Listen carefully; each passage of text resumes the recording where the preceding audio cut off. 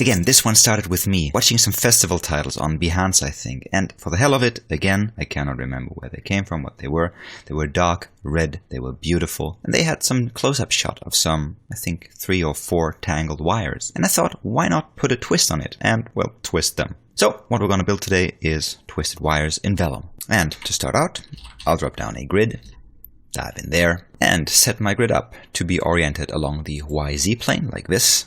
Zoom out a bit, style back the size to 1 and 0.6 respectively. Let's move it to the side, set it up to have only 1 polygon, 2 rows, 2 columns, like this. And I'll use this and a duplicate of this grid to span wires in between them. So let's duplicate the grid just by using a transform, moving it 2 along the x-axis, like this, so it's on the other side. And then dropping down a scatter, where we wire in the first grid, and we'll have a total count of 96 points, and leave the rest of the settings as they are. Let's copy this, and wire in the transformed grid here, and we will just change the global seed to 1, so the points are oriented a bit differently than on the first scatter. Next, as we have an identical point count on both planes here, on both grids, let's use a point triangle and connect them.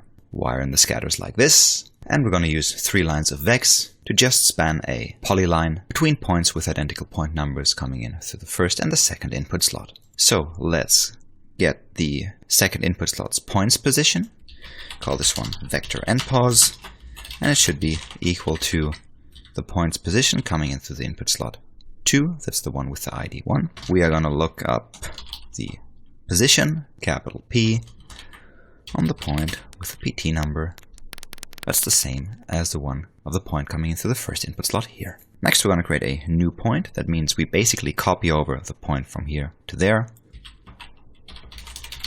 By using the add point function, we're going to add that point to our geostream coming into the first slot, and at the position we just read out like this. And finally, we're going to create a primitive using the add prim function on our main geo,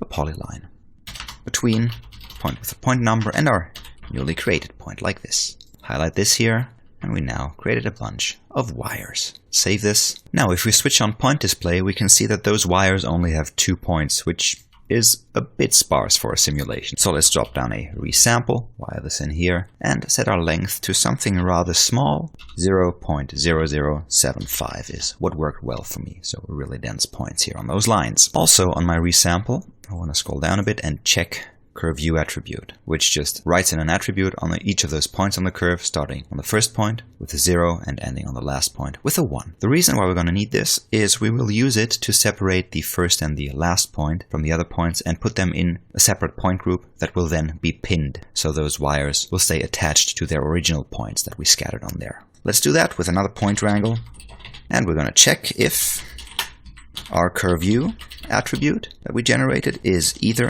equal to 0 or if our curve view is equal to 1, so if it's the first or the last point, then we'll add it to a group called pin. Let's just highlight this, middle mouse on this, and yeah, we've got 96 times 2, 192 points in a pin group. Also, I just want to duplicate this here and paste it one more time.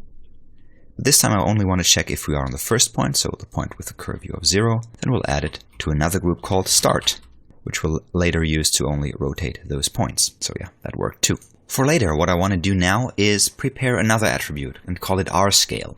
Because what I want to do later in the Vellum simulation is I want each of those wires to have a different rest length, so they have more or less sag and not all fall down uniformly. And for that, I'll just prepare another point attribute using another point triangle. Just a float, call it R-scale for rest length scale. And let's use our random function, but this time not using the point number, but the primitives number to which the points belong, plus a little seed. So now each point belonging to the same primitive has the same random number attached to it in the R-scale attribute. Next, let's twist those points. Let's twist those start points using a transform. Wire this in, highlight it, and set it only to the group start. And then I'll just put a little expression in the first rotate dialog.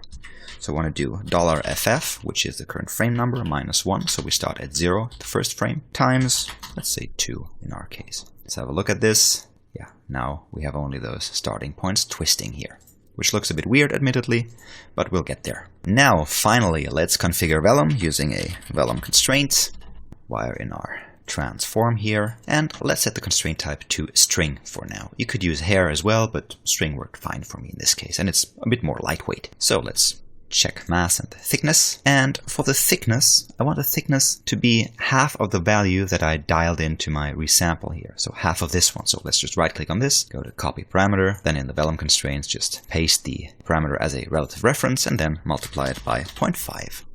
So now we have exactly half of the length of our resample. Also, what I found helpful is increasing the drag. That's just dialing in values for the simulation later, so normally you'd have to run a simulation first and then check and then iterate through those values. Next, yes, I want to pin a few points to the animation, those that are in the pin group, and I also want them to follow the animation, that is the rotation. Next, I increase the damping ratio for the stretch stiffness, and also increase the bend stiffness to 1, and the damping ratio to 0.05, like this. Now, let's attach the Vellum solver. And let's drag this down a bit, because we're going to work on these constraints here a bit. And the main thing I want to do with those constraints is I want to scale their rest length individually, depending on the R-scale attribute that we created up here. And for that, I'll drop down another point wrangle, wire in my constraints in here. Let's just pipe them back to the Vellum solver like this. And then from this point wrangle where we set the scale, let's wire this in the second input slot here. And within the VEX code, all I want to do is just look up the R-scale attribute from those points coming in here and write them on those points on the first slot.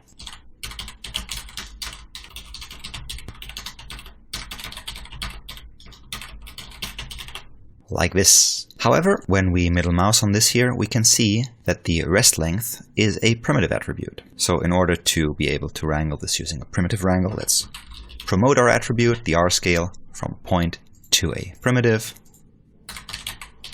So now when we middle mouse on it, we can see we've got an R-scale here as a primitive attribute and our rest length here. So finally, we'll drop down a prim wrangle. And in here, we will just multiply our rest length times our R-scale, like this. Highlight our Vellum solver, and then let's simulate this. Let's stop this and check again. So in here, let's highlight our geo-wrangle, go to the prim attributes, and yes, we have different R-scales, different rest length. However, the simulation is behaving a bit weirdly, so let's dive in the Vellum solver here, and let's increase the substeps to 8, and also lower the constraint iterations to 8, and let's resimulate this.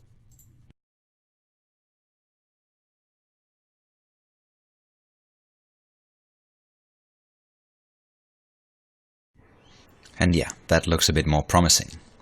So the only thing left here that I could do is, when I zoom in, sometimes I see some jaggies in here. I mean, in this case, it's fine.